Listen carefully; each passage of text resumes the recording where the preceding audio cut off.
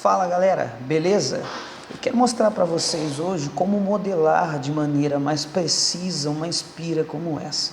Essa espira é muito encontrada naquelas colunas gregas e eu já vi muitas pessoas modelando e pesquisando na internet, também não encontrei nada muito a respeito do assunto, então resolvi fazer aqui um tutorial para que você possa ter aí mais precisão na hora da modelagem desse tipo de objeto, tá certo? Há pessoas que modelam dessa forma ou dessa outra forma aqui, dessa forma, e muitas delas acabam colocando assim uma imagem de referência de fundo, porém não há muita precisão na modelagem pelo fato de não usarem nenhum tipo de escalonamento ou medidas. Então, através do escalonamento nós vamos ter então uma espira mais precisa, tá certo? Coloquei aqui na minha vista frontal, pressionando 1, e caso a sua vista esteja em perspectiva, você vai pressionar 5 para sair do modo perspectiva, ou se você estiver usando o Blender 2.8, você pode clicar nessa opção aqui em cima. Se o seu cursor 3D não estiver no centro da tela, você vai pressionar Shift S e vai clicar nessa opção, Cursor to World Origin. Posicionando ele aqui no centro, só lembrando você que não é indispensável que você posicione os seus objetos no centro da tela. Eu apenas estou fazendo isso para que nós possamos ter aí uma melhor visualização do nosso objeto, tá ok? Então, com ele posicionado, pressionamos Shift A, vamos adicionar uma nova mesh, um circle. Você vai definir então esse círculo com 32 vértices, também não que essa quantidade de vértices seja uma regra, mas eu coloquei 32 porque é um número bom de vértices para formar uma circunferência razoável, sem muita distorção e também sem exagero na quantidade de vértices também. Caso você queira deixar sua malha mais suave, depois você pode aplicar um modificador, um Subdivision Surface, tá ok?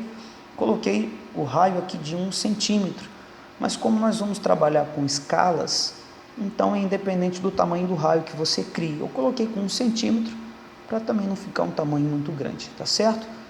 Próximo passo que nós vamos fazer é o seguinte: com o seu círculo selecionado, você vai pressionar R, X e vai rotacionar em 90 graus. Após isso, você tem aqui então o seu círculo. Vamos pressionar Ctrl A e aplicar a rotação. Então, pressionando N, você tem aqui as propriedades do objeto: rotação em 0, escala em 1. É importante que isso aqui permaneça dessa forma. Como nós vamos trabalhar com escalas, algumas vezes isso será alterado, nós vamos aplicar novamente antes da finalização do trabalho. Você vai selecionar então o seu círculo, vai dar Shift D para copiá-lo, e com ele copiado você vai acionar o Snap no modo vértice, e com ele selecionado você pode pressionar G, Z e posicioná-lo aqui, ou se você não quiser fazer pelo comando, você pode selecionar aqui a opção Move, e com o seu objeto selecionado aqui no eixo Z, você posiciona ele. Com ele posicionado, nós vamos entrar no modo de edição, escolher a opção Vértice, e vamos selecionar a metade dos vértices. Preste atenção que o vértice central, tanto em cima como embaixo, não foi selecionado. Depois de selecionar essa metade, nós vamos selecionar também o vértice central superior apenas. O inferior vamos mantê-lo no lugar. Vamos deletar esses vértices e temos então aqui pouco menos da metade de um círculo. Feito isso, vamos pressionar S e na opção 2 e vamos escaloná-lo no tamanho 2.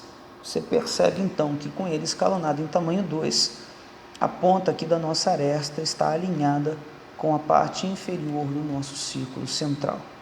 Nós vamos executar o mesmo processo, vamos dar um Shift D para criarmos uma cópia desse meio círculo, vamos chamá-lo assim. Copiamos ele, ESC para ele ficar posicionado ali no mesmo local, R para rotacioná-lo 180 graus. E nós vamos posicioná-los aqui no canto, posicionar esse meio círculo que rotacionamos no canto inferior, na parte inferior do nosso círculo central. Um detalhe a ser observado é que todos os meios círculos que estarão na esquerda serão posicionados aqui na parte superior do círculo central e todos os da direita serão posicionados na parte inferior. Com o nosso meio círculo já posicionado aqui no ponto inferior do nosso círculo central, nós vamos dar um scale e 2 novamente. E você percebe então que se nós não tivéssemos deletado o vértice desse primeiro meio círculo, ele iria coincidir com o início do nosso meio círculo que acabamos de criar aqui. Ok, feito isso, se você quiser, você já pode começar a aplicar. Você vê que, ó, selecionando o primeiro aqui, ele está com escala 2, você pode dar Ctrl A aqui e Scale. Esse, além da escala 2, ele está rotacionado, tá vendo? Então, nós vamos pressionar aqui, Ctrl A, Scale, Ctrl A novamente, Rotation. E temos aqui, então, o início do nosso espiral. Feito esse processo, nós vamos fazer o seguinte, nós vamos pegar a segunda espira que fizemos, Shift D, rotacioná-la, R 180, e posicioná-la aqui novamente no topo do círculo central. Feito isso, você vai pressionar S e escaloná-la em 1.5. Percebe então aqui que ele já dá o segmento conforme o nosso meio ciclo anterior. Tá certo? Depois desse processo, nós vamos copiar novamente esse segundo meio círculo, Shift D, ele vai permanecer no mesmo posicionamento aqui, como ele está à direita, e você vai escaloná-lo em 2, S2, e veja que ele está aqui, já posicionamento dando segmento. E por último, nós vamos copiar novamente esse segundo meio ciclo, Shift D, vamos rotacioná-lo em 180 graus, vamos posicioná-lo aqui no topo do nosso círculo central e você vai escalonar em 2.5 e você percebe então que nós já temos aí praticamente a nossa espira formada. Feito isso, você vai então selecionar todos os objetos que você criou, com exceção do seu círculo central, que era a sua referência. Vai pressionar Ctrl J, que é o Join, para que você possa unir todos esses pedaços de ciclos em uma única malha. Depois que você agrupá-los, você juntar ele com uma malha só, você vai entrar no modo de edição. Com o modo de seleção aqui, você vai selecionar os vértices que estão separados e pressionando F, você vai criar uma ligação entre eles. Então, F, o F aqui novamente, F. Pronto, agora nós temos uma malha única.